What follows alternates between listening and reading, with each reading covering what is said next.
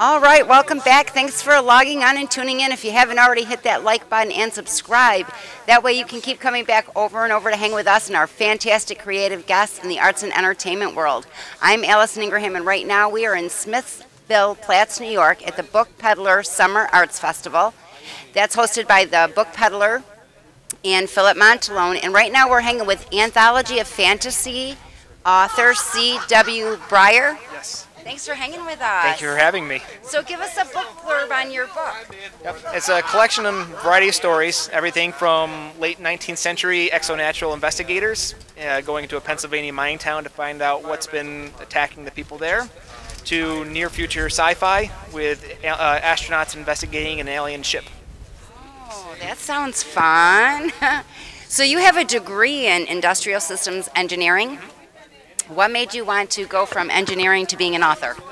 Well, I still do engineering, but I also do writing on the side.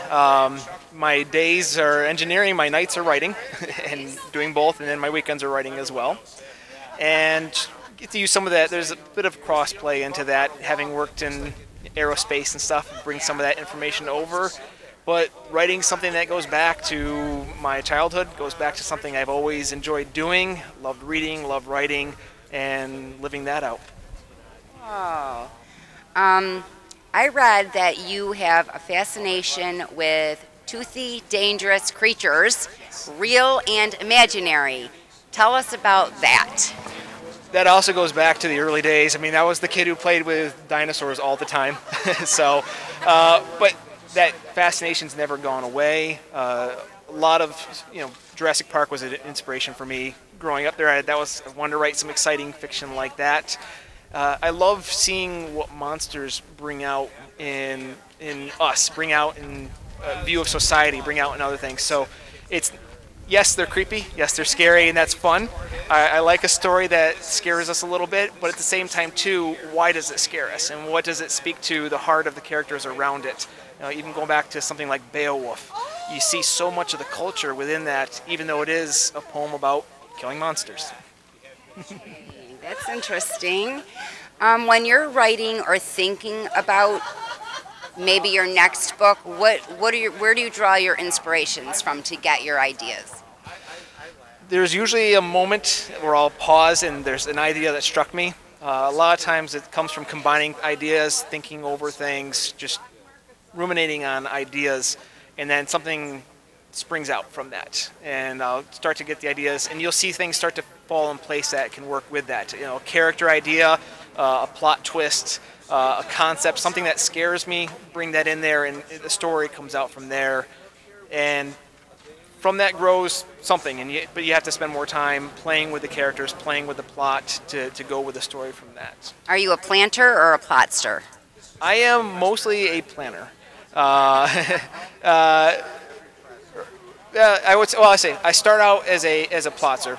I usually start with a plot, but as the story goes along, then I have to have a framework, but from there, more of a pantser. Do you have any writing rituals, pre-writing rituals, things that you do, just silly little things that you have to do before you start writing? Caffeine. Caffeine's important. No, it's something that a lot of authors go through. You work, you have family, and then you write at the same time. You have to find when you can write and make that time. So a lot of it for me, I have to separate that time mentally. I wouldn't say I necessarily have to have a certain physical ritual, a certain place, because I'm trying to find when I can write. If I'm at the doctor's office, that's 15 minutes I can write. But it's more of a mental type thing. When I leave work, work is done. I spend time with family, but when I get a chance to separate out mentally, I do have to be isolated. And where do you draw your inspirations from? It comes from all across the board. I mean, philosophy, study of character, of people, study of the mind, theology, some theological themes that often gets brought in as well. Usually with a story, I have to have some sort of concept, some sort of theme to it that starts at the very beginning. I don't usually put that in later. That's one of the things that's a seed for the story to grow out of.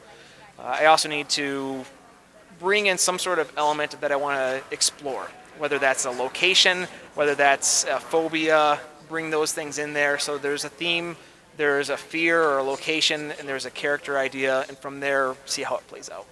Do you do a lot of research before you start writing? Say it's like you were talking about, like a small town. Do you go to a town specifically that you have in mind? It depends on the story. Some stories require it more than others. One I've done a lot of investigation for is a story I'm working on now, one of two stories working on now. And that one takes place in Ontario in the late 19th century, so there is a lot of investigation for that, incorporating real people, real figures from the time, the real history, the reality of what it's like to be a miner in that era. I want to bring out as much of the true history of the place as possible and pay homage to that and use that as a foundation for a story to be told. Good. Has your writing process changed since you first published your first book? I would say it has. I've learned who I am as a writer. Some of those tendencies I've learned, what do I have to avoid, what helps me to focus. It's a matter of practice. And so you keep pushing through, find out what works, and avoid things that don't. One thing I found works for me is actually writing in Starbucks or a coffee shop in general, We Go coffee shop. There's a lot of people who can't think of even writing in a public place like that, but when you have 3 young kids, it becomes peaceful. And that was something that was recommended to me by a fellow author, and so I tried it, and it works. Where can people find you in your books? I am available on Amazon. It can also be ordered through Barnes & Noble. Ebook formats are out there, or just look me up on social media, Facebook and Twitter. And what's coming up next for you? Now you're writing a new book, you said. 2 new books. The next one, tentatively titled Tidebreaker. It's not done yet, so there's still room for changing that. That's a dark fantasy, and that one involves an ancient religious order that has the ability to control and work with water spirits. And the main character is a servant who's forced to go along and help with that with a hostile water spirit. So that's the next one that's coming out. And that one, don't have a release date yet, but I'm working on that one. Should be pitching it in this fall. And then the other story I'm hoping to have finished by next summer and putting it out there, and things are coming. Wow. Do we have time for a game? We like to play games. We're going to play clickbait. Do you know what clickbait is? I've heard of it.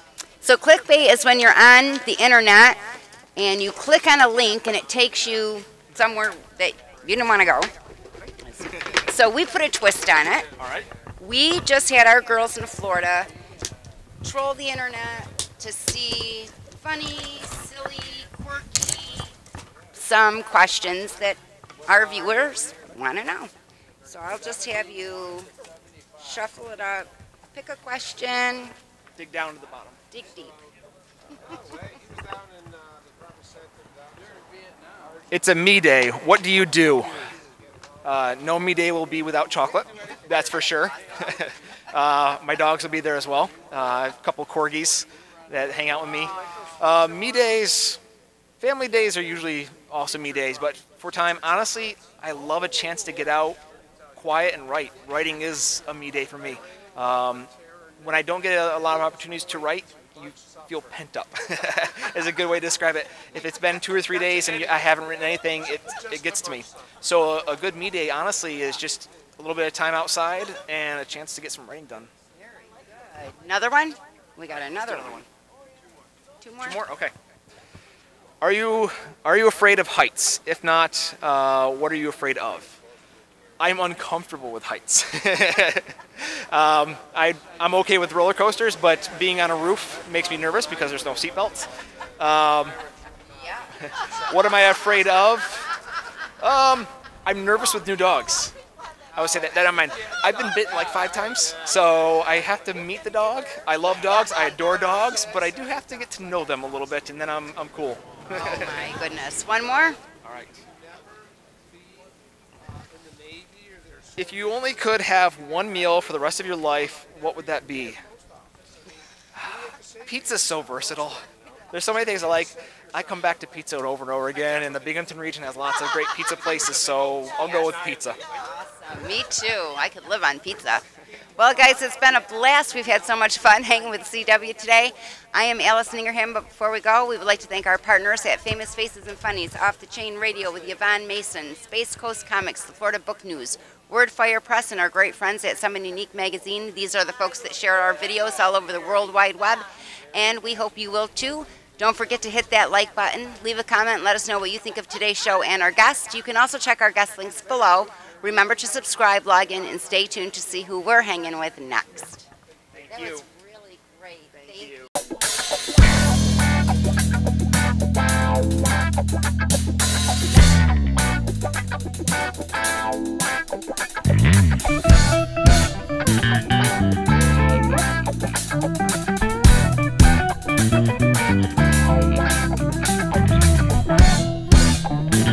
Thank you.